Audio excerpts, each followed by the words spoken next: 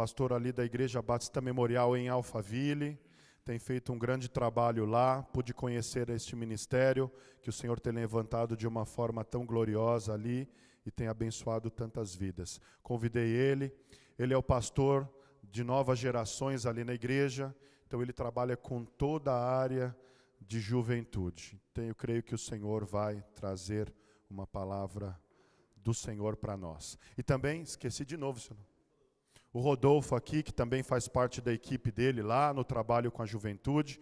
Eles são muito bem-vindos aqui nesta noite, amém? Obrigado, Alexandre. Onde é que eu para falar? É aqui mesmo? Onde eu quiser? Eu vou para o canto, então. Tô brincando. Pode ser aqui. Boa noite, pessoal. Tudo bem? Tá fraco. Boa noite. Aí sim, cantaram pra caramba, aí agora boa noite, toda assim mais ou menos, né? Chama a banda de novo aqui, pra gente cantar de novo, mais uma vez. Tava muito bom. Deixa eu me apresentar um pouquinho, falar um pouquinho de mim, porque é o único momento, talvez, onde eu vá falar especificamente de mim, da minha vida. Daqui pra frente a gente só vai falar de um nome aqui, Jesus, o único que importa aqui. Mas deixa eu me apresentar, para você não conversar com um estranho essa noite, né? Meu nome é Fabiano Bispo. Bispo não é título, tá? É sobrenome mesmo. Porque às vezes as pessoas acham mesmo assim. Uma vez eu fui eu estava aconselhando uma pessoa, sou do Rio de Janeiro, vou explicar melhor. A pessoa, ela jurava que o meu nome no Facebook era Bispo porque eu era pastor. Não sei. Quando eu falei que Bispo era sobrenome, ela falou, sério? Nossa, eu achava que era por causa do título. Eu falei, não, mas eu não sou bispo, eu sou pastor. Achei que tinha alguma coisa a ver. Algumas pessoas não acreditam. Eu tenho 38 anos, tá? Eu sou pastor de novas gerações da IBM Alphaville, como o Alexandre já disse. Sou natural do Rio de Janeiro, estou morando em São Paulo há mais ou menos 1 ano e 3 meses. Tenho 38 anos, como já falei, sou casado há quase 11 anos, com a Renata, minha esposa, que está em casa, e tem um filho de 2 chamado Noah. Então, em nome de todos aí, a gente quer, em nome da igreja e tudo, a gente quer cumprimentar vocês e dizer que é uma alegria muito grande poder estar aqui. E o Rodolfo está aqui comigo. Fica de pé, Rodolfo. Só eu de pé não dá, né? Fica de pezinho aí. Rodolfo é líder junto comigo. Como eu estava explicando para o Alexandre, o Ministério de Novas Gerações engloba aí a galera de 0 a 29 anos ou um pouquinho mais. Então, para cada área a gente tem um coordenador, um seminarista e tudo mais, e o Rodolfo é um dos caras que me ajuda aí no ministério que a gente chama de LIFT, que é a turma de 25 a 29 anos. Então, pode sentar, Rodolfo. Vai fazer assim, ufa, ele é bem tímido. E tem sido um amigo, um parceiro de caminhada, topou vir aqui comigo hoje. Então, é uma alegria muito grande poder estar aqui, é uma alegria muito grande poder falar para as novas gerações, poder dialogar com vocês e trazer trazer temas, né, que teoricamente, né, pessoas da idade de vocês ou não gostam ou não entendem, que é a palavra de Deus, né? Eu tenho às vezes a sensação, eu vou falar um pouquinho disso mais para frente, eu tenho a sensação de que rola uma mentira, quase que satânica, de que Bíblia, Jesus é coisa para adulto, de que vocês nunca vão gostar disso, de que teologia é coisa para gente velha, de que vocês nunca vão gostar de estudar a Bíblia, de mergulhar na palavra de Deus, de conhecer um pouco mais quem é Jesus e tudo mais. Eu acredito que isso é uma mentira. Eu acredito que isso é uma mentira. Eu acredito que tem jeito sim. Eu acredito que a palavra de Deus, ela é apaixonante. A gente só precisa entendê-la do jeito certo. Eu costumo falar o seguinte, não basta só ler a Bíblia. Você tem que ter tempo para a Bíblia ler você. A Bíblia precisa te ler. E segundo, não basta só ler a Bíblia como um conteúdo. Você precisa encontrar Jesus nela. A Bíblia, ela só tem valor se ela mostrar para você quem é a pessoa de Jesus Cristo. De Gênesis a Apocalipse, a gente acredita muito nisso, de Gênesis a Apocalipse, esse livro aqui, ele só tem um objetivo, mostrar a você quem é a pessoa de Jesus Cristo. Então eu acredito que se a gente começar a entender a palavra dele da forma certa, do jeito certo, ler a Bíblia, mas permitir que ela possa ler você, as coisas podem mudar. E é nisso que a gente acredita. Amém, pessoal? Vamos refletir um pouquinho na palavra de Deus. Eu queria antes de começar, eu queria dizer 3 coisas para você. A primeira delas é: Deus está aqui. Deus está presente aqui. Nem sempre Deus está presente aqui se manifestando. Às vezes Ele se manifesta, às vezes Ele não se manifesta. Agora, o principal é o seguinte: às vezes Deus está aqui, Ele está se manifestando e você não está percebendo. A minha oração hoje é para que o Deus presente nesse acampamento se manifeste, mas que esse Deus presente se manifestando seja percebido por você. Porque você pode chegar aqui, Deus se manifesta, Deus fala com todo mundo, Deus grita no teu ouvido e o teu coração está fechado, você sai daqui da mesma forma que você chegou. Eu oro para que você não desperdice o tempo que você está aqui. Eu tive o meu encontro com Deus num acampamento como esse aqui, que eu fui de má vontade, mas Deus me pegou pelo pescoço. Deus puxou a minha orelha. Então talvez você tenha vindo aqui: eu só vim porque meu pai quis, só vim por causa disso, só vim por causa de fulano, só vim porque eu estou gostando de alguém, só vim por causa da menininha, do menininho. Eu espero que você venha aqui gostando de alguém, mas que você saia aqui apaixonado por Jesus. Menininho, menininha, consequência, tá? Gente, eu casei, se eu casei, todo mundo aqui... Estou brincando. Segunda coisa que eu quero dizer para vocês, é que Deus, Jesus, leva você muito a sério. Ele não está brincando com você. Ele leva você muito a sério. Ele é apaixonado pelo aquilo que Ele criou. Ele leva você muito a sério. Você não tem noção.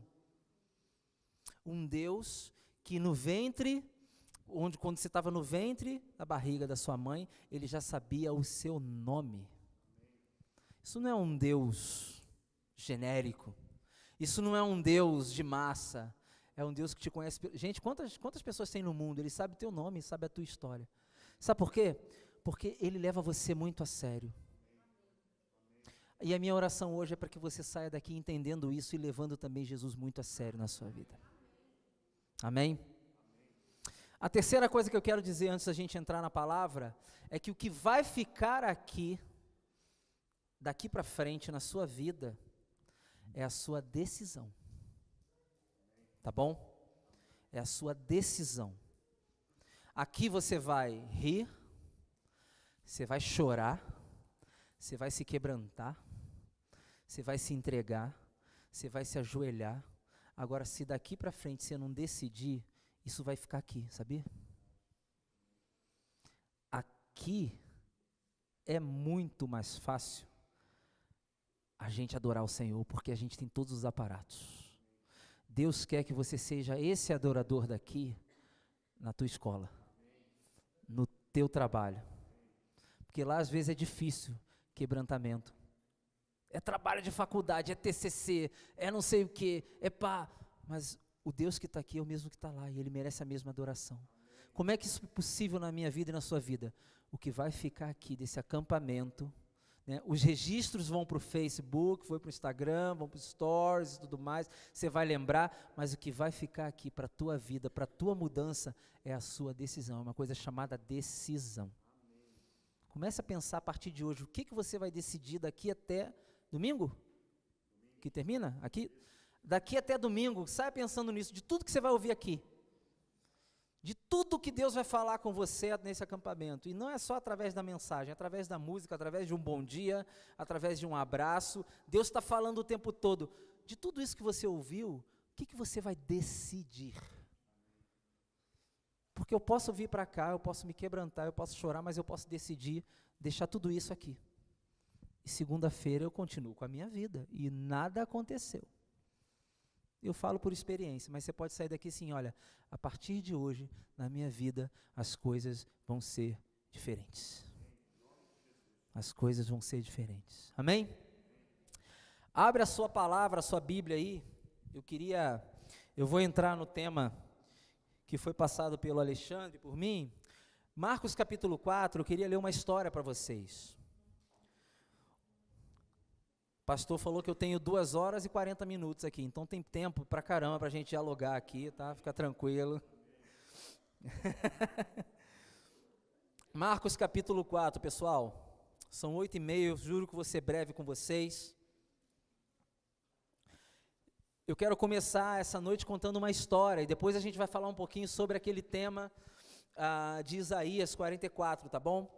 Mas essa história é importante para a gente começar a noite. É uma parábola, ou seja, é uma história fictícia, que Jesus contou para ilustrar algo verdadeiro. Parábola do semeador. Quantos aqui já ouviram essa história? Parábola do semeador, conhecida também como a parábola dos solos, dependendo da versão com a qual você tem contato. Eu estou lendo numa versão chamada Almeida século 21, mas não tem problema, você pode ler na sua versão, a gente vai entender tudinho, tá bom? Começa assim, versículo 1. De novo Jesus começou a ensinar à beira-mar e aglomerou-se perto dele tão grande multidão que ele teve que entrar e sentar-se num barco que estava no mar. E todo o povo ficou em terra à beira-mar. Ele lhe ensinava muitas coisas por meio de parábolas e dizia-lhes: ouvi, o semeador saiu a semear. Enquanto semeava, parte das sementes caiu à beira do caminho.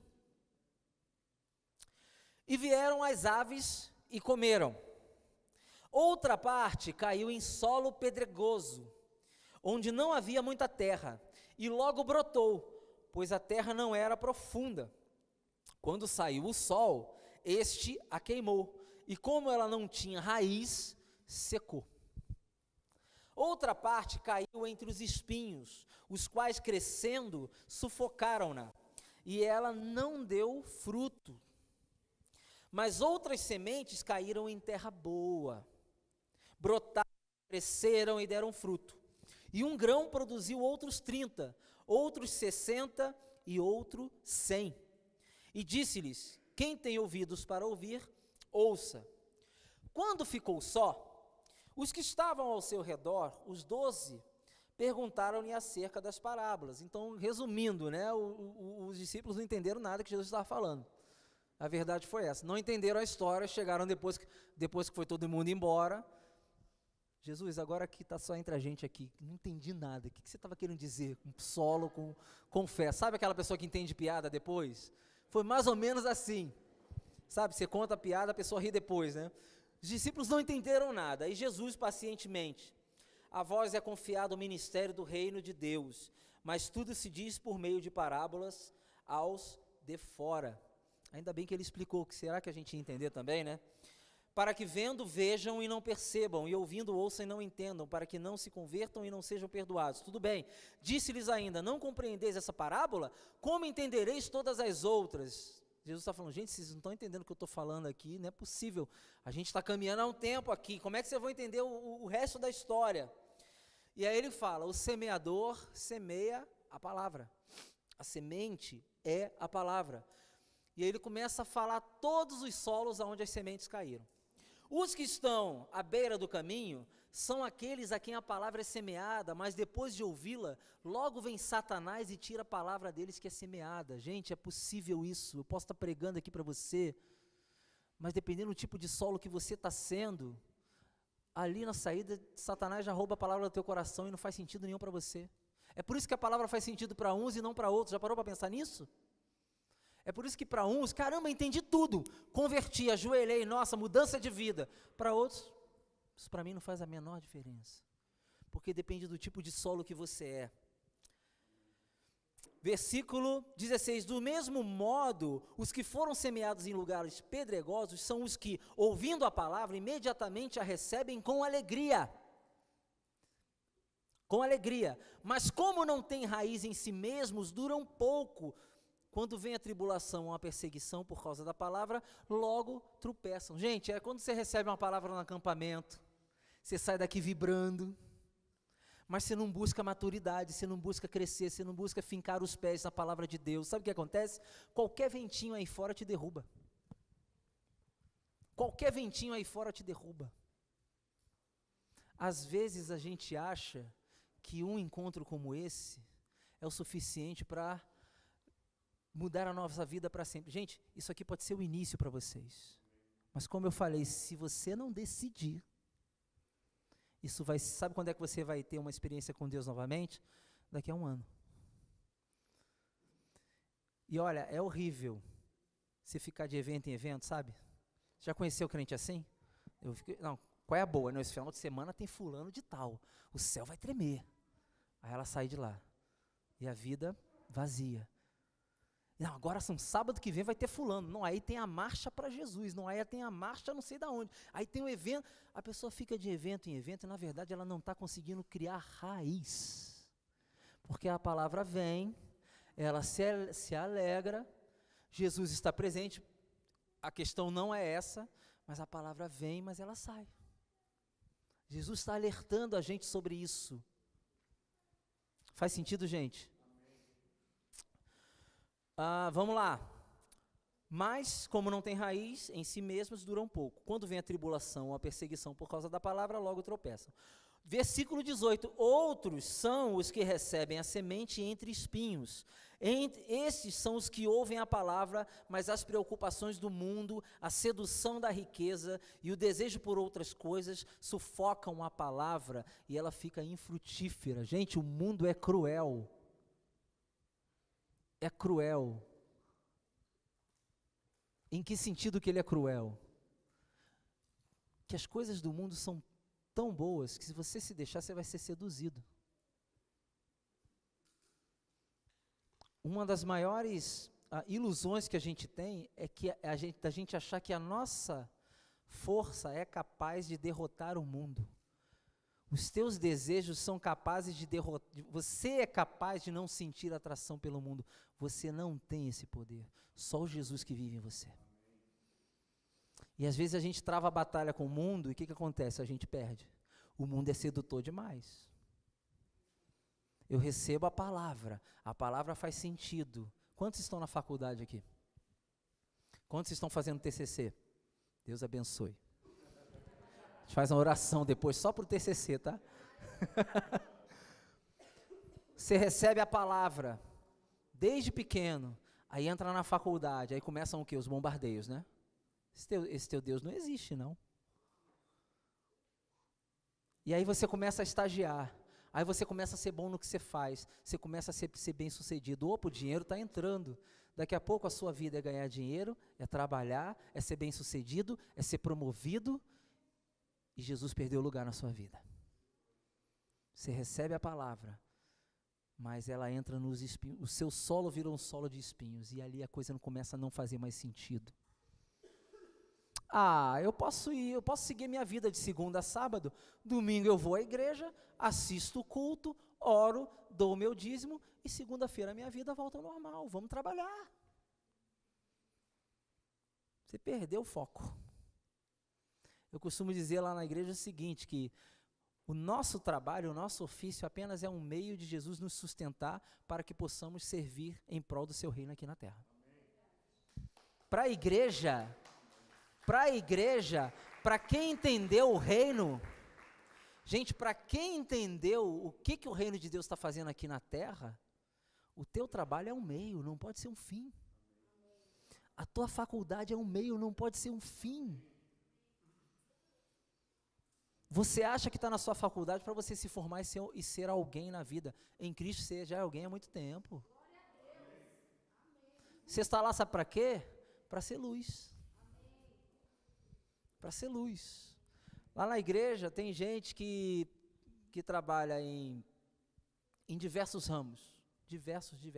Tem pessoas que trabalham em banco, tem pessoas que trabalham em multinacionais, e tem pessoas que ocupam cargos de alta patente no Brasil, às vezes até no mundo. Sabe o que a gente fala lá? Às vezes você é diretor de uma empresa multinacional, não para você ficar bem na fita. Às vezes você é diretor de uma multinacional, Alexandre, por exemplo, que é dono lá do, né, quase sócio, não é isso? Não. Então você falou errado para mim. Tá, então tá bom, sei. Fez greve do caminhoneiro e tudo. Não. A gente fala às vezes com alguns executivos e eu falo assim, sabe que às vezes você só está lá, não é para você ficar bem. Às vezes você está lá porque você vai ter contato com o presidente de uma empresa que eu não vou ter. Às vezes você está lá para falar de Jesus para esse cara. Às vezes você está lá em um momento de tribulação da vida do cara, porque o cara pode ter o dinheiro que for, mas se a mulher do cara tiver câncer, o dinheiro não vai valer nada. Mas uma palavra com P maiúsculo vai fazer toda a diferença.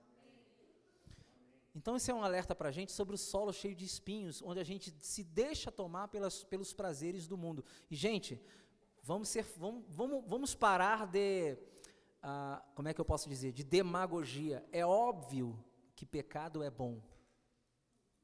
Tá? Beleza, gente? Amém? Sabe por que é bom? Se não fosse bom, você não se sentia atraído por ele. Entendeu? É ou não é? É óbvio que as coisas desse mundo são boas. Entendeu? Se não fossem boas, os nossos jovens não estavam sendo atraídos por elas.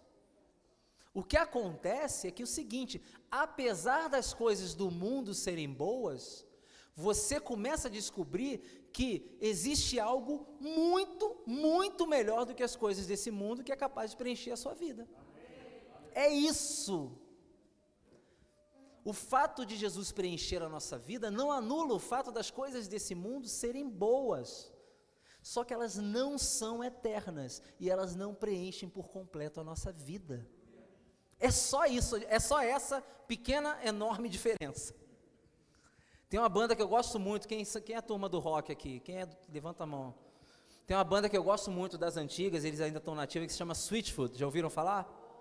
Switchfoot. E eles têm uma música que diz o seguinte, como é que eu vou tentar tradução aqui. Nós fomos chamados para muito mais do que o mundo tem a oferecer. Essa é uma frase que o John Foreman fala. Nós fomos criados, nós fomos moldados, formatados para algo muito maior do que o mundo tem a te oferecer. Então o que o mundo te oferece é bom. Não vem com aquela coisa assim, não, eu não sinto. Você sente sim. Você sente sim, a gente sente. Aqui é carne. Entendeu? É até bom você ser sincero consigo mesmo e ser sincero com Deus. Porque Davi era assim. Às vezes a gente quer fingir para Deus uma coisa que a gente não é, né? E Deus conhece todo o nosso coração. Então, só que nós fomos feitos para algo muito maior do que o mundo tem para oferecer. Amém? Amém? Então, continuando, outros ainda recebem a semente entre espinhos e os que ouvem a palavra. E esses são os que ouvem a palavra. Mas suas preocupações do mundo, a sedução da riqueza e o desejo por outras coisas sufocam a palavra e ela fica infrutífera. Outros, ele termina, outros que recebem a semente em terra boa, são os que ouvem a palavra, acolhem-na e dão fruto. Alguns 30 por 1, outros 60 por 1 e outros 100 por 1. Tudo bem aí? Outros 100 por 1. É esse tipo de solo que Deus quer que nós sejamos. É esse tipo de solo que Deus quer que nós sejamos. E o Alexandre me deu um tema, me deu um versículo para a gente refletir, que é o versículo no qual vocês estão refletindo todo esse acampamento, que é Isaías 44, 3. Vamos ler todos juntos, gente? Está ali, né? Não tinha ali? Vamos ler juntos em voz alta, como se você estivesse torcendo para o teu time? Vamos lá? 1, 2, 3, pois...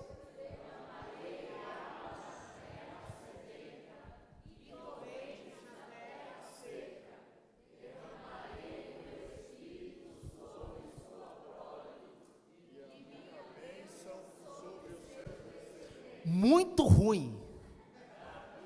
Nossa! Vou fingir que nem ouvi, tá? 3, 2, 1...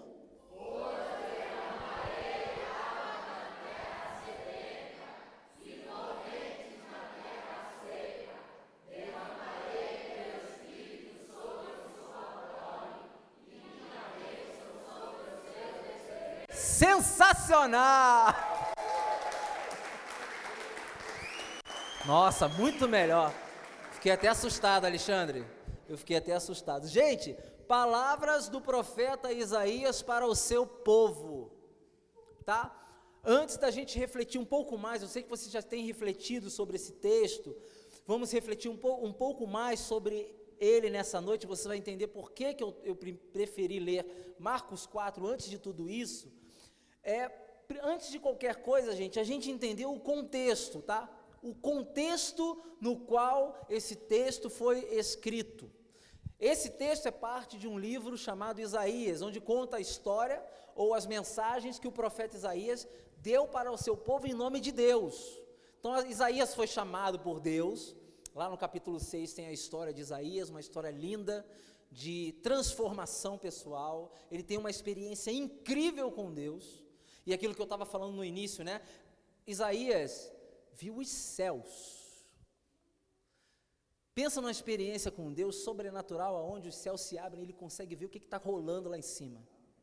Foi isso que Isaías fez. Mas essa experiência não poderia ficar ali. Aquela experiência, se você for olhar o capítulo 6, ela se transforma, ela se converte em prática, ela se converte em missão. Gente, toda experiência com Deus precisa se transformar em prática e em missão. Por isso que eu estou falando da decisão. Isaías teve uma experiência sensacional com Deus, num momento de dor, onde ele havia perdido um rei que ele gostava muito, que era o rei Uzias. Ele perdeu esse rei, no momento de dor os céus se abrem, ele observa os seres celestiais adorando a Deus, falando uns para os outros assim: santo, santo, santo é o Senhor dos exércitos, toda a terra está cheia da tua glória. Ele observou isso aqui, daqui da terra. Imagina uma experiência dessa, você olha para o céu, você vê o que está acontecendo lá. Só que essa experiência poderia ficar só na experiência. Não, veio um anjo, pega uma brasa, purifica o seu lábio, purifica o seu corpo, ele tem uma nova veste. Então a experiência produz transformação, depois ela produz missão.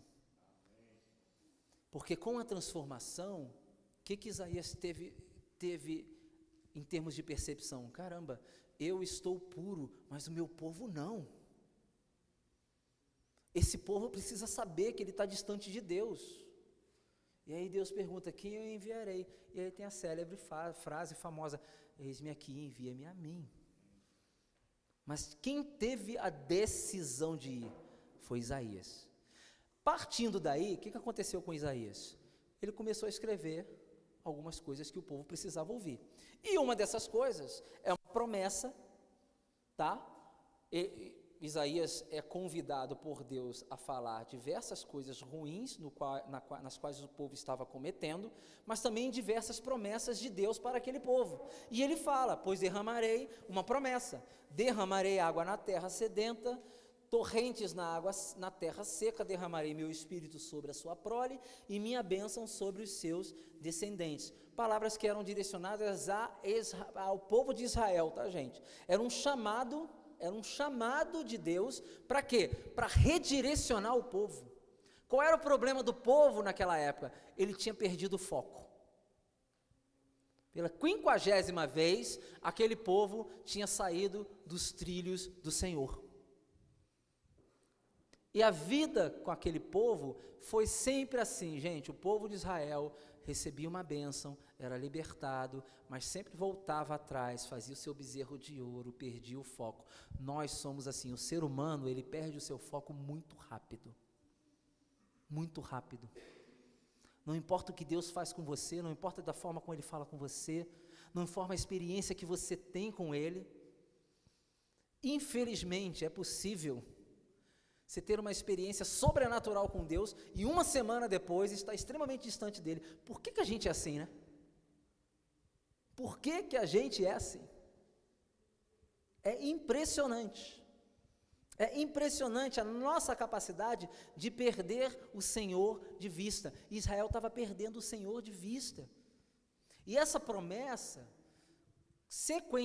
consequentemente, ela é tomada por uma temática que me chamou a atenção. Metade do versículo, 50% do versículo, tem a ver com uma coisa chamada água. Por 2 vezes você ouve assim: derramarei água na terra sedenta e torrentes na terra seca. Torrentes, gente, são córregos, cachoeiras intermináveis. Por 2 vezes, a palavra de Deus, por meio de Isaías, fala sobre uma coisa chamada água. Água que nos sacia fisicamente, mata a nossa Sede. E eu lembro de uma música, 20 anos, 30 anos atrás, você é da minha época, de uma banda chamada Titãs, que dizia o seguinte: você tem sede de quê? Bebida é água, comida é pasto, você tem fome de quê? Você tem sede de quê? E eu pergunto para vocês hoje, seja sincero consigo mesmo, você tem sede de quê? Que tipo de água você está buscando hoje?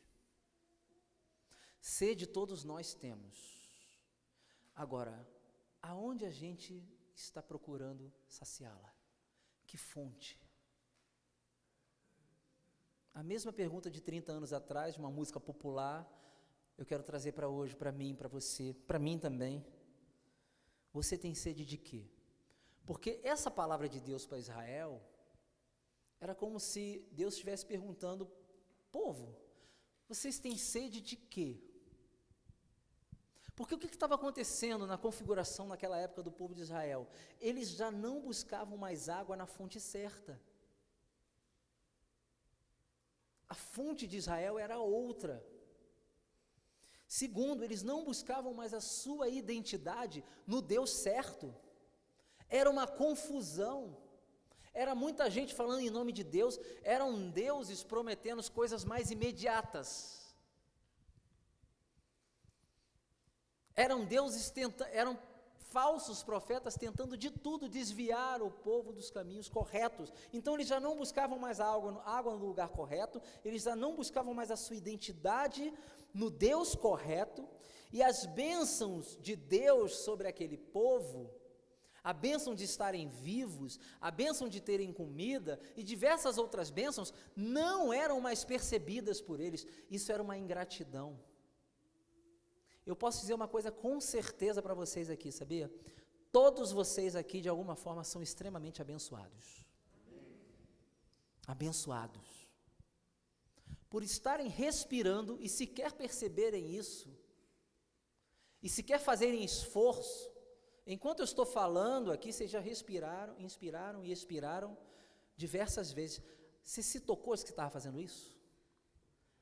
Entrou ar dentro de você e saiu, e isso está te mantendo vivo. Isso é milagre, gente. Tem milagre que a gente não percebe, né? Tem livramento que a gente não percebe, e tem bênção que a gente não percebe.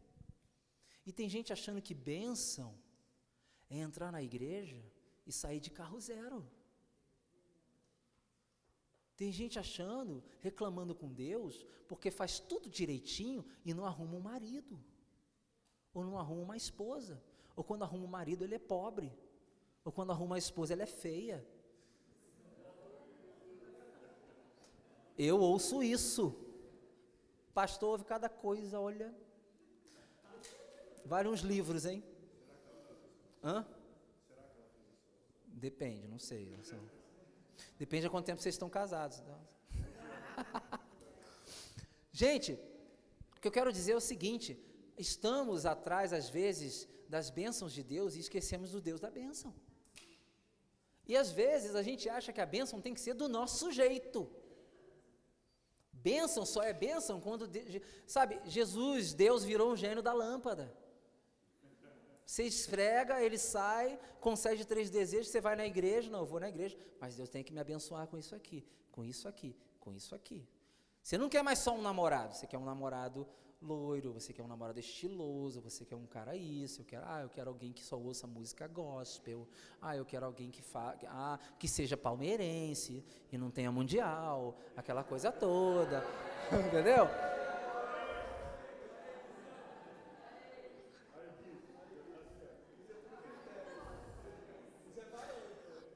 A vantagem de ser carioca você pode falar de qualquer time aqui, eu sou flamenguista mesmo. Estou liderando o campeonato, então tem mundial. Mas você percebe? Gente, Deus abençoa você o tempo todo. Até quando você estava sem gasolina semana passada, você era abençoado. Mas olha que interessante, né? Eu ponho gasolina no meu carro toda semana. E aquilo é uma bênção para mim. Cara, eu tenho dinheiro para botar gasolina. tem gasolina no posto perto de casa. Obrigado, Deus. Foi só ter uma greve para a região onde eu moro parar e você não tem gasolina. Eu tive que botar meu carro, eu tive que botar álcool de supermercado para poder chegar até o posto. Falei, pronto, tô num apocalipse zumbi. Né? Eu estou no apocalipse zumbi. Porque quase situação de guerra, né? Não tem gasolina, eu tenho que ir no supermercado, comprar 3 litros de álcool, enfiar no carro, orar para dar tudo certo e chegar no posto. Agora, foi o que eu coloquei essa semana. Como é que em 8 dias acabou a gasolina? Em 8 dias de greve acabou a gasolina no Brasil, em 8 temporadas de Walking Dead não acabou a gasolina. Já parou para pensar nisso? 8 anos de apocalipse zumbi, a gasolina está lá. E 8 dias ou porque lá está nos Estados Unidos e a gente não sabe, mas, né, tem alguma coisa errada. Gente, voltando aqui, aquele povo recebia a bênção, ainda fazendo tudo errado, eram abençoados por Deus, mas eles deixaram de perceber. Então Deus levanta Isaías para alertar aquele povo. Eu quero sair de Isaías, eu quero ir para um outro profeta. Abre a sua Bíblia em Jeremias 2,13, para você entender em que situação aquele povo estava. Isaías e Jeremias não viveram relativamente na mesma época, mas dá para você ter uma ideia de como é que estava aquele povo, do perfil daquele povo, de como é que era a personalidade do povo de Israel. Jeremias 2,13. Olha que coisa interessante, gente. Presta atenção no que você vai ler agora.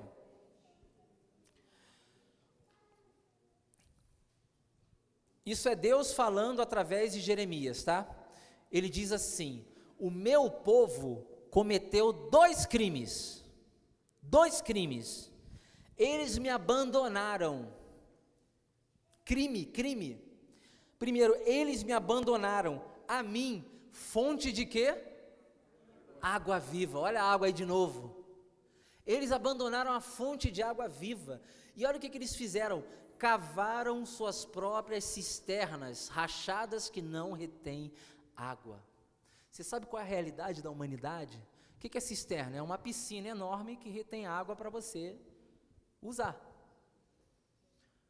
O que Deus está dizendo aqui é o seguinte: primeiro, o povo de Israel rejeitou a água que vem de Deus e preferiram ter a sua própria água. Deixa que eu me viro. Segundo, essa cisterna era uma cisterna rachada. Toda vez que a gente procura água numa fonte que não é certa, essa fonte é furada. Toda vez que você quer reter para si água própria, fontes próprias, essa fonte vai ser furada. Terceiro, por conta disso, gerou um afastamento de Deus, um abandono. E quarto, Deus chama isso de crime. Crime. Quando a gente abandona a água da vida e quer cavar o nosso próprio poço, esse poço é furado, esse poço não vai te preencher. Você vai abandonar Deus e Ele considera isso um crime. Algo terrível com aquele que sabe tudo sobre você. Então o povo de Israel estava naquela situação. E gente, qual é o mal da humanidade hoje? Abandonou Deus e estão criando as suas próprias cisternas. O mundo sofre por causa disso. Os teus amigos na faculdade sofrem por causa disso. As pessoas na sua empresa sofrem por causa disso, porque elas acham que elas se bastam, elas são autossuficientes e elas não são. Isso não é uma coisa que ela deve acreditar ou não, discutir ou não. Eu acho que tem coisas que não estão na mesa para discussão. A verdade é a seguinte: se Deus não te preencher, outra coisa vai te preencher, mas essa coisa não é suficiente para você. Não é. A gente não está discutindo religião.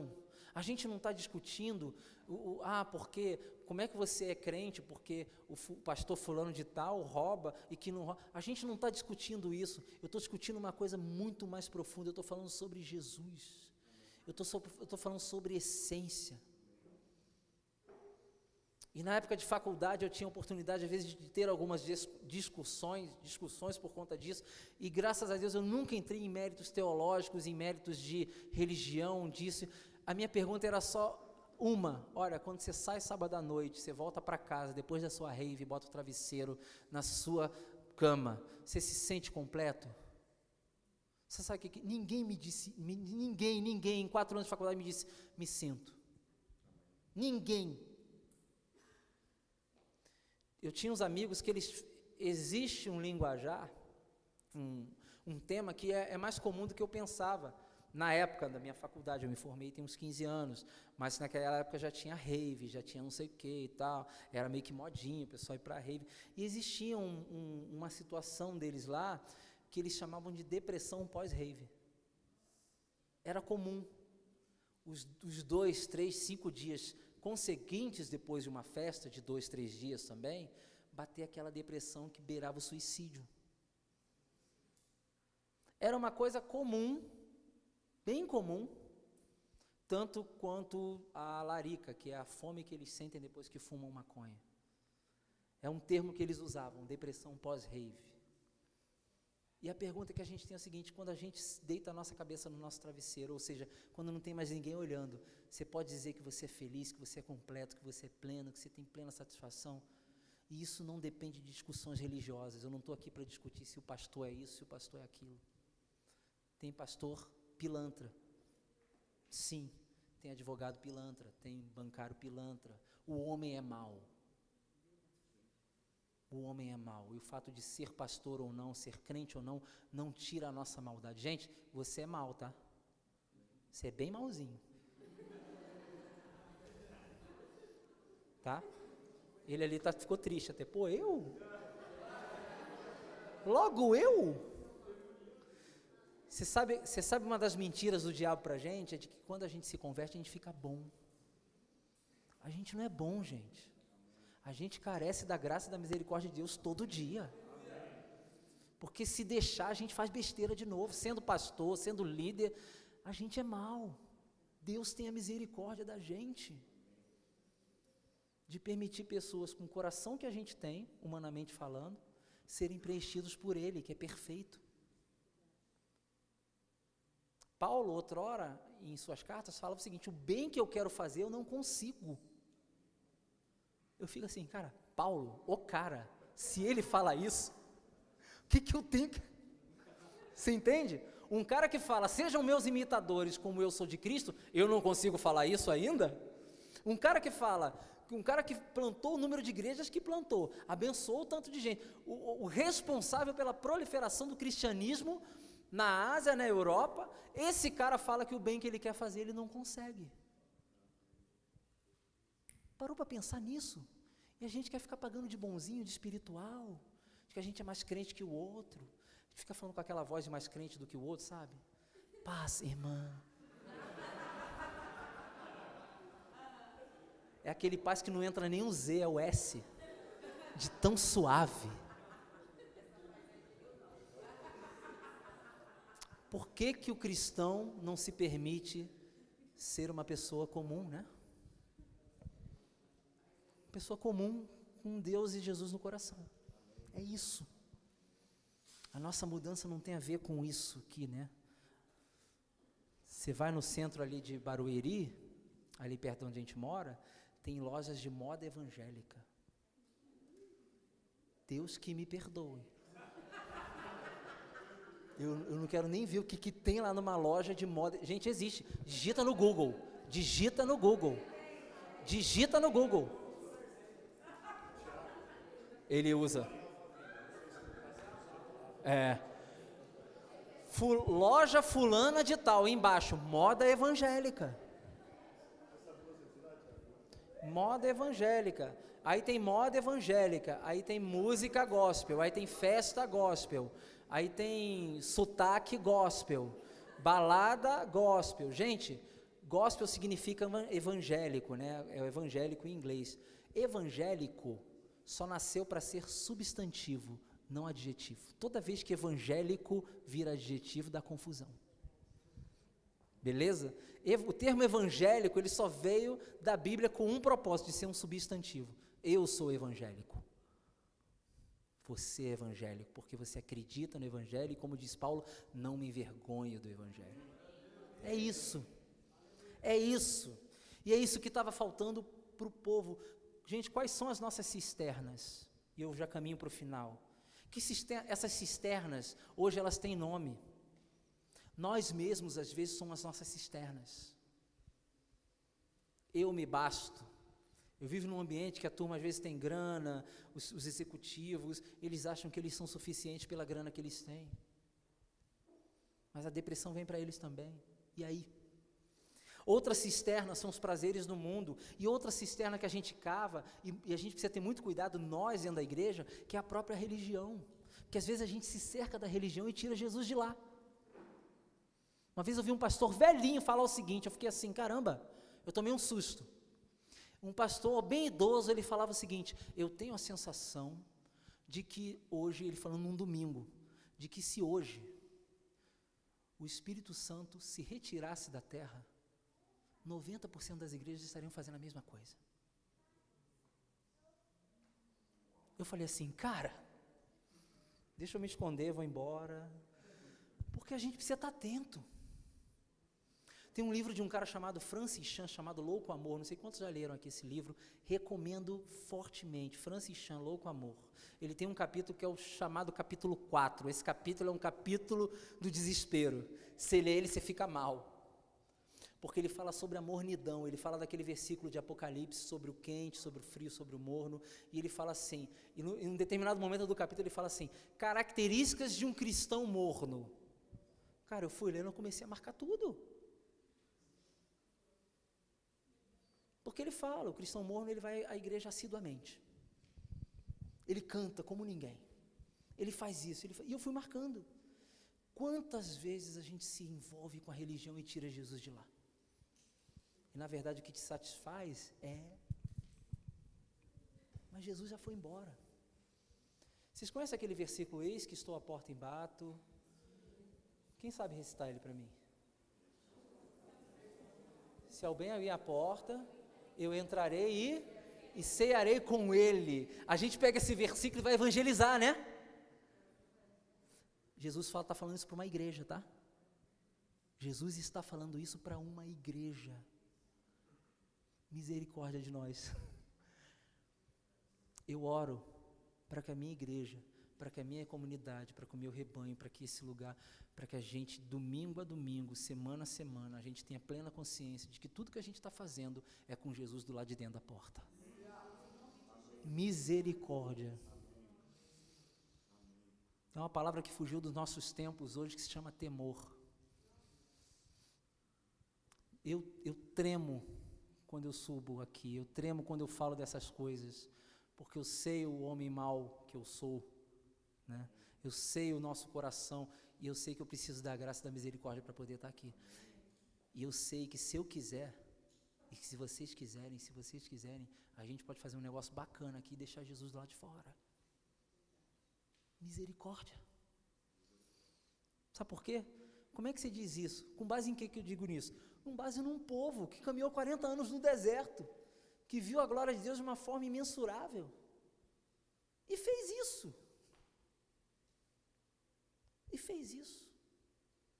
Mas a graça de Deus é tão grande,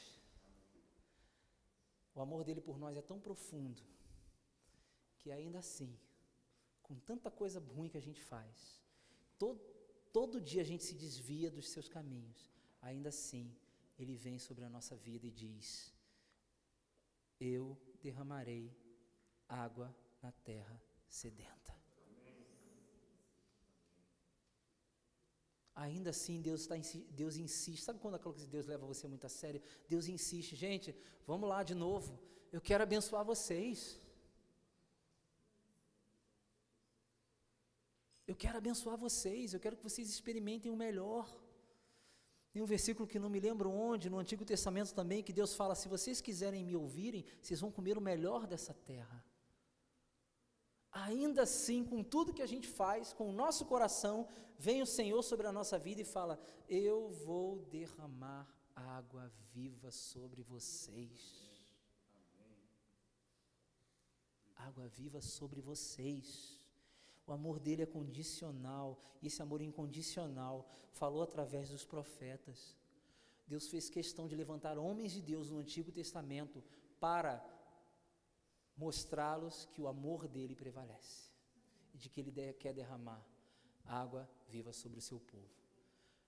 Trazendo para a nossa vida, trazendo para a nossa realidade, os anos se passaram, o povo de Israel avançou, e hoje em dia, século 21, dia 1º de junho de 2018, Deus não continua sendo o mesmo? O mesmo Deus de Israel não está aqui hoje, igualzinho? Eu mudo e você muda. Olha para a pessoa do seu lado aí, vê o quanto ela mudou, se você conhece ela há muito tempo. Uns estão mais bonitos, outros não, uns estão mais magros, mas Deus continua sendo o mesmo ontem, hoje e eternamente.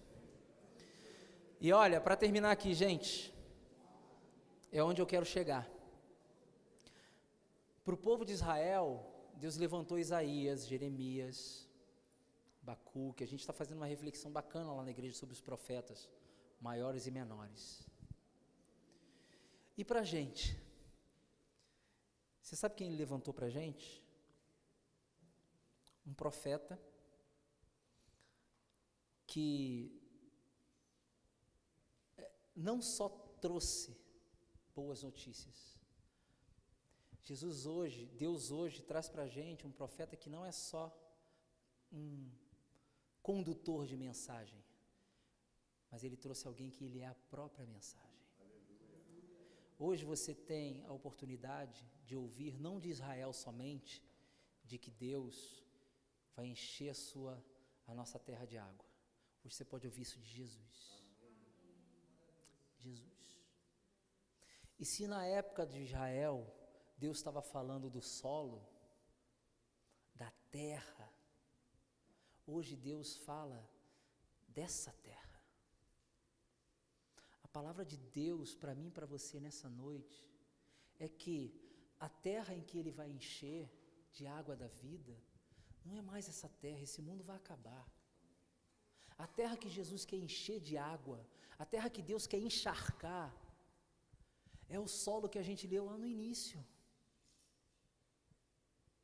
E a minha pergunta para você hoje é: que tipo de terra você tem cultivado dentro de si? Porque a água vai vir. A água vai vir. Que tipo de terra tem sido a sua vida para receber a água da vida, para receber uma torrente, ou seja, uma fonte de água viva? E Jesus fala isso em João 4 para a mulher samaritana. Ele vira para a mulher e fala o seguinte: se você soubesse quem estivesse te pedindo água, era você que ia pedir água. E se você pedisse essa água, você ia receber uma água que nunca acabava. E mais, você não ia só receber a água da vida, o seu coração, a sua vida ia passar a se tornar uma fonte inesgotável de água vida. Percebe o que Jesus quer fazer comigo e com você? Percebe que desde Israel, o profeta não estava falando apenas da terra, o profeta já estava falando de Jesus. O Espírito que ele fala aqui, derramarei meu Espírito sobre sua prole. Esse Espírito está com E maiúsculo.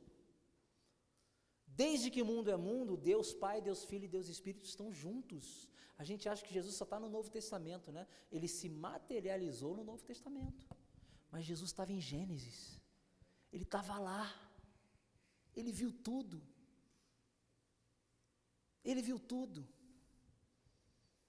e o mesmo Jesus que estava lá está hoje aqui, e Ele quer encharcar a sua vida com água da vida, e Ele quer que você venha a ser uma fonte inesgotável de água da vida. Gente, Jesus fala em João 4 que quem beber dessa água jamais terá sede. Eu bebi água aqui e fiquei com sede, bebi de novo, matei minha sede. daqui a um tempo, vou ficar com sede de novo. Agora, a água que encharca o meu coração, ela sacia a minha sede eternamente. É essa água que Deus quer dar para mim e para você nessa noite. A minha pergunta, mais uma vez, é: você tem sede de quê?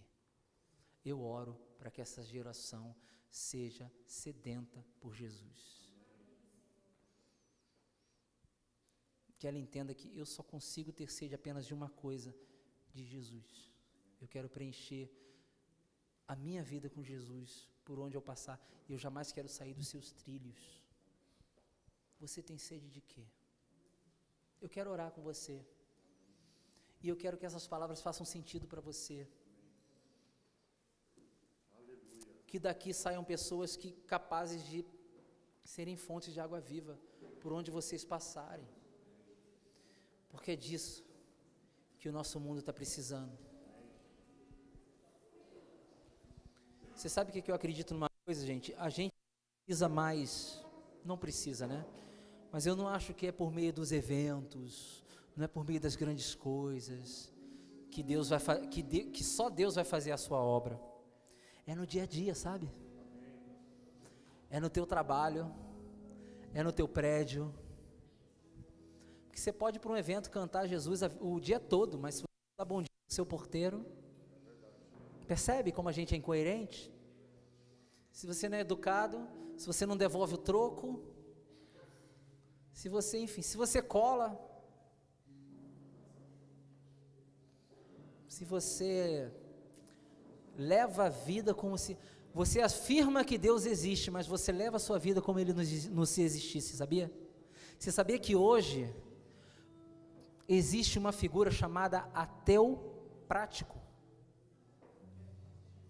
É uma espécie nova, vou sugerir um Globo Repórter para isso. É o ateu. O que é o ateu prático, gente?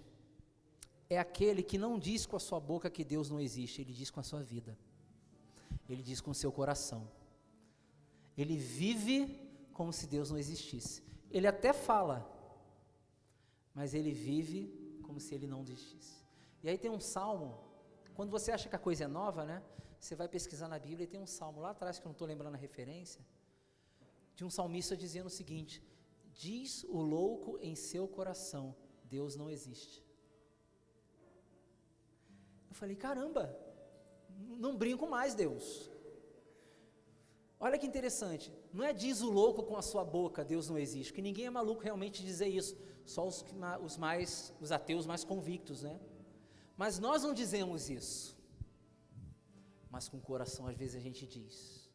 Às vezes nós levamos uma vida de ateu na prática, que a gente vive como se Deus não existisse. Minha vida é minha vida. Como é que a pessoa conhece Jesus e fala assim, ninguém manda em mim? E aí vem Paulo e fala assim, agora não vivo mais eu, Cristo vive em mim. Olha só, como é que um cristão pode dizer, você não tem nada a ver com a minha vida? Se nós somos um corpo, então você tudo tem a ver com a minha vida, e você tem a ver com toda a minha vida, eu tenho a ver com toda a sua vida. Percebe? Que às vezes na prática a gente age como ateus, mas eu tenho certeza que não é o desejo de Deus para mim e para você.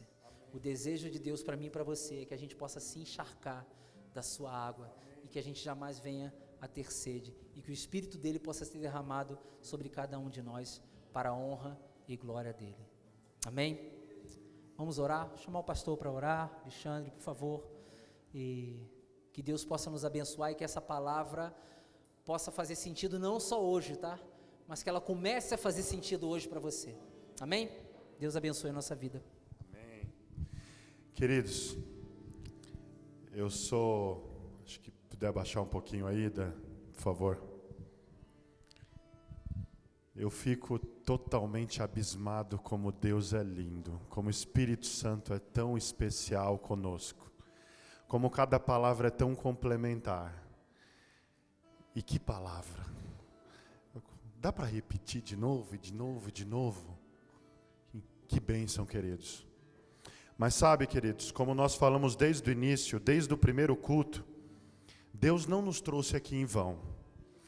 E não para a gente participar de um evento, e como muito bem falado o pastor Fabiano disse, na segunda-feira a nossa vida voltar para um cotidiano comum. E por esse motivo, o Senhor trouxe cada um de nós aqui para curar, como a gente já falou, para libertar, como nós já falamos, como reconhecermos que nós somos pecadores e de todo o nosso coração pedirmos pecado. Disse-nos o Senhor que Ele quer nos usar como usou Davi em favor do seu reino. E eu queria nesta hora te fazer um convite. Se você quer de fato, como o pastor falou, tomar uma decisão, não só uma decisão de um culto ou uma decisão de um acampamento, mas uma decisão para uma nova história de vida, para você e para os seus, verdadeiramente você receber a água que sacia você hoje, amanhã e eternamente. Eu convido você nesta hora, feche os seus olhos todo mundo, e eu convido você a vir aqui à frente. Por que vir aqui à frente, queridos? Não é porque aqui à frente você recebe algo que você recebe aí na cadeira, mas é uma atitude de reconhecimento, é uma atitude de, Senhor, eu reconheço esta decisão, eu de fato, de todo o meu coração, eu quero tomar esta decisão. Queridos, nós não viemos aqui em vão, eu sou o primeiro a se colocar aqui na frente e dizer, Senhor, eis-me aqui, eu tomo esta decisão para toda a minha vida. E não somente isso, Senhor, eu quero ser uma terra que as suas águas sejam abundantes sobre a minha vida e alcance os que estão ao meu redor. Eu convido você, se você quer tomar essa decisão de vida, se você quer tomar uma decisão de acampamento, não venha. Mas se você quer tomar uma decisão para toda a sua história de vida, venha aqui à frente. O pastor Fabiano vai orar comigo. O nosso querido, que eu esqueço o nome dele, mas vai orar, Rodolfo, pastor Rodolfo, vai orar conosco aqui também. E nós vamos orar por vocês. Porque eu creio que uma nova história está se estabelecendo sobre esta rede de juventude a partir deste acampamento. E como nós já falamos, queridos, Deus vai levantar uma geração de jovens que vai proclamar o seu evangelho resplandecendo Cristo. E só cabe a nós querer participar, sim ou não. Que Ele vai levantar esta geração, Ele já tem levantado. E cabe a nós estabelecermos, falar, Senhor, de fato eu quero tomar uma decisão de participar daquilo que Tu queres que nós sejamos nesta terra. Amém? Eu vou passar a palavra para o Senhor orar por nós, porque eu também vou receber a... Pai de amor, estamos aqui de forma humilde, nos colocamos diante de Ti nessa noite, Senhor, com o nosso coração contrito, arrependidos de todo o mal que tem dentro de nós, arrependidos, ó Pai, de tudo aquilo que temos feito, que tem às vezes negligenciado o relacionamento contigo. Pai, nessa noite de acampamento, a gente vem diante de Ti, pedir para que o Senhor venha sobre a nossa vida de forma especial, e encharque-a, ó Pai, com o Teu poder, encharque-a com a Tua água, encharque-a com a Tua essência, ó Pai. Nós não conhecemos a história de cada um aqui presente, mas a gente sabe que independente de qualquer história, o Senhor é capaz de transformar realidades, o Senhor é capaz de mudar rumos, de dar novos começos, de dar novas histórias, de dar novos capítulos para um livro que está sendo escrito. Senhor, cada pessoa aqui vem de um histórico, vem de um lugar, vem de uma vida diferente, mas todas elas podem ser transformadas se passarem por um viés, se passarem por um filtro chamado Jesus Cristo. Que nessa noite, ó Pai, venhamos a Te conhecer mais, venhamos a ter contato maior contigo, e que em nome de Jesus, se tem alguém aqui que ainda não o conhece, que ele venha conhecer o Senhor verdadeiramente, que ele venha entender que o Senhor não é apenas uma religião, um rito, escrito uma cartilha, o Senhor não está nos promovendo ou nos fornecendo um livro de regras, o Senhor está nos fornecendo vida nova. Jesus é vida nova e o Senhor quer nos dar isso. Jesus é muito mais do que religião. A religião complica a nossa vida, Jesus descomplica a nossa história e nos faz sermos novas criaturas. Senhor, cada vida aqui presente seja ocupada pelo Teu Santo Espírito, em nome de Jesus, que o Senhor venha sobre a nossa vida e faça, ó Pai, entendermos que o Senhor é a única coisa que satisfaz a nossa alma, é a única coisa que satisfaz o nosso coração, a única coisa que pode ocupar a nossa mente. Deus, nessa noite, eu venho pedir por nós, eu venho orar por esse grupo, eu venho orar pela Tua igreja, que possamos, ó Pai, seguir o conselho de Paulo, nos entregarmos como sacrifício vivo, santo e agradável, e sermos transformados a partir da nossa mente. Quantas vezes a nossa mente está distante do Senhor? O problema às vezes não é coração, não é o que a gente fala, o problema é o que a gente pensa, e às vezes o que a gente pensa não combina com o Senhor. Pai, que a partir de hoje, em cada jovem aqui presente, em cada liderança aqui presente, nós possamos buscar a mente de Cristo e pensar como Teu Filho Jesus, e seguir os conselhos que o Senhor nos dá, ter em nós o mesmo pensamento de Cristo Jesus. Derrama, Senhor, derrama a Tua água sobre as nossas vidas, derrama o Teu Espírito sobre as nossas vidas.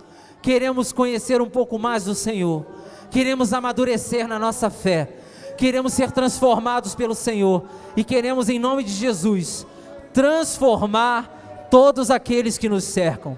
É no nome de Jesus, e só nele que confiamos, que nós oramos, no nome dele, amém. Assim seja, amém e amém.